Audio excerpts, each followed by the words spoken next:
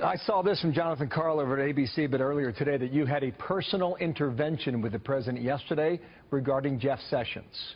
First of all, is that true? I think it's more accurate to say I had a meeting with the president. I don't think one does interventions with Donald Trump. That may be, but what did you tell him then? Well, I'm not going to discuss my private meetings with the president. It was a very good meeting. You know, we were very candid with each other. We talked through. Look, I think the president has every right to be very, very upset. I think that from his perspective, and that happens to be my perspective also, the Justice Department has elements of it that are out of control, that are corrupt, that are very left-wing. I recommend to everybody Sidney Powell's book, License to Lie, which is probably the best study of the depth of corruption at the Justice Department.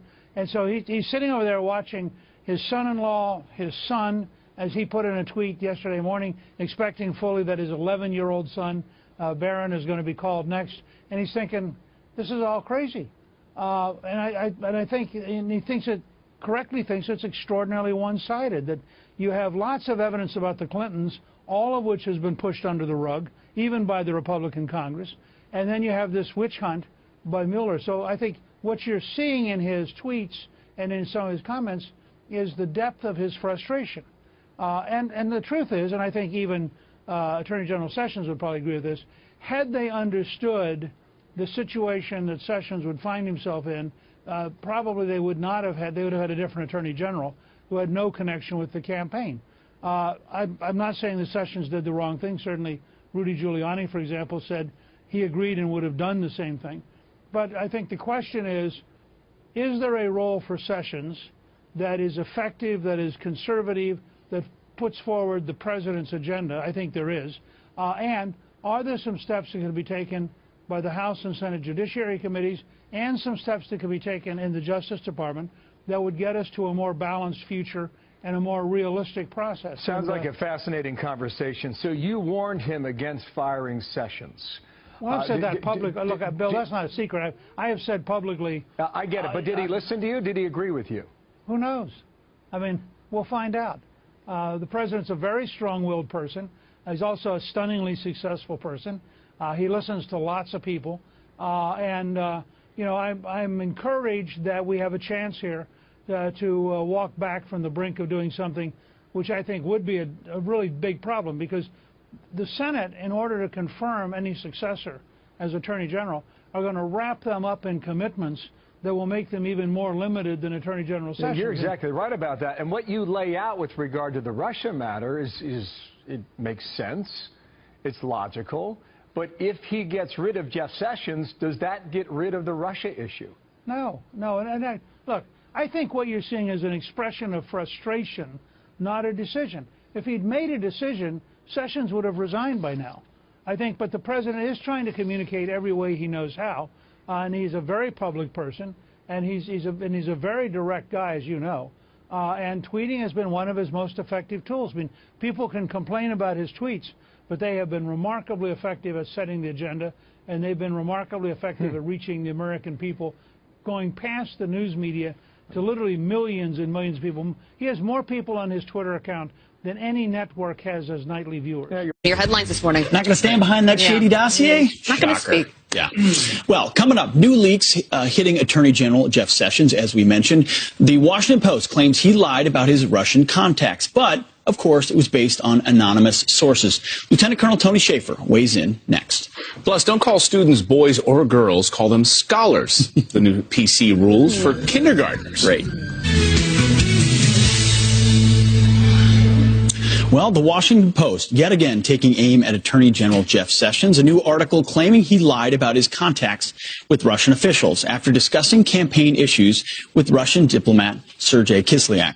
But the bombshell story relies heavily on, as always, anonymous sources. Here to react is Lieutenant Colonel Tony Shaffer. He's a former DOD operative, a CIA-trained intelligence officer, and a senior fellow for the London Center for Policy Research. Colonel, thank you very much for joining us this morning. You've read this Washington Post article. Unpack what it accuses him of and what you make of it.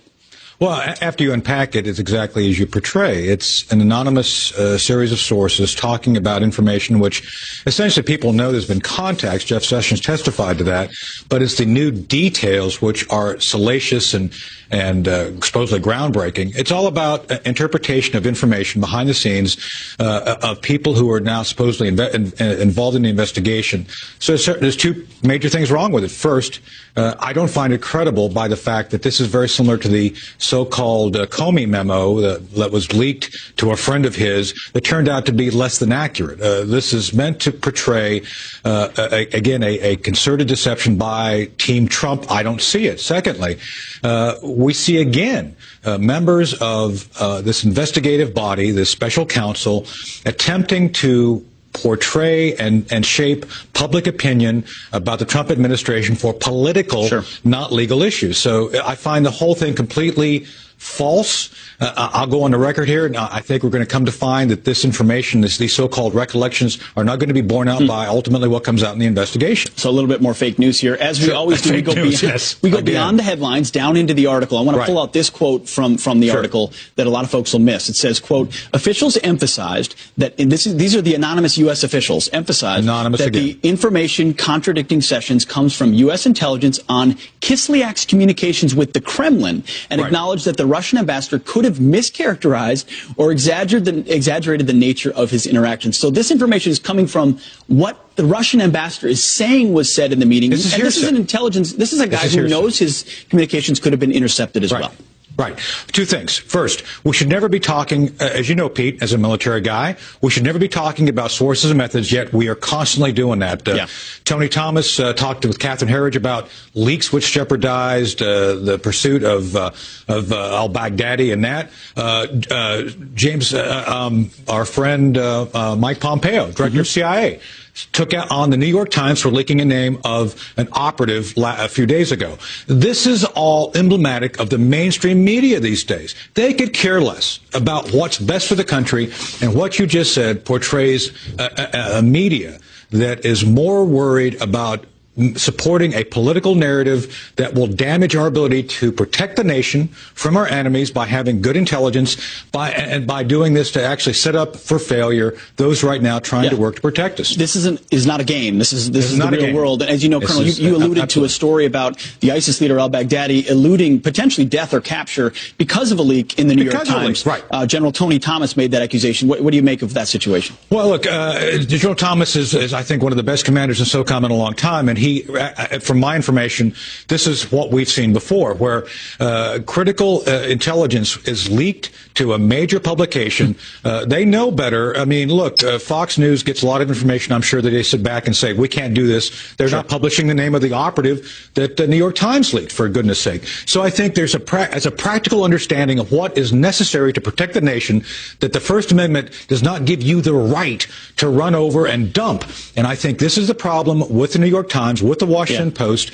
You have a media right now who is more worried, again, about supporting a political agenda than actually is protecting the American people. As opposed to sticking with the home team, as you would say. Lieutenant Colonel Tony Shaffer. Precisely. Hey, thank you very much for joining us this morning. Appreciate it. All right. Well, O.J. Simpson is one day closer to leaving prison, but he's not out of the woods yet. What we just learned about what's happening inside that Nevada jail. Plus, has the Washington Press Corps met its match in new communications director Anthony Scaramucci? Ned Ryan, a former writer for President George W. Bush, he is here to... Welcome back. We've got some quick headlines for you. We're now learning 6 missing teens from Africa may be looking to seek asylum in the U.S. or Canada. 2 of the teens were seen crossing the border into Canada after competing in the first global international robotics competition in D.C. last week.